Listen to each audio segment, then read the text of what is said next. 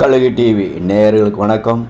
அனைத்திந்திய அண்ணா திராவிட முன்னேற்ற கழகத்தின் சட்டமன்ற எதிர்க்கட்சி தலைவர், முன்னாள் முதலமைச்சர், கழகத்தின் பொதுச் செயலாளர் எடப்பாடி கே. பழனிசாமி அவர்களின் ஆணைக்கிணங்க சென்னை புறநகர் மாவட்டம் ஆலந்தூர் மேற்கு பகுதி 162வது வட்ட கழக சார்பில் மழையால் பாதிக்கப்பட்ட பகுதியில் வாழும் மக்களுக்கு நலத்திட்ட உதவிகளை சென்னை புறநகர் மாவட்ட கழக செயலாளர் கே.பி. கந்தன் அவர்கள் வழங்கினார். இந்நிகழ்ச்சி 162வது வட்ட கழக செயலாளர் குட்டி என்கின்ற ராமதாஸ் அவர்களால் ஏற்பாடு செய்யப்பட்டு பொதுமக்களுக்கு வழங்கப்பட்டது.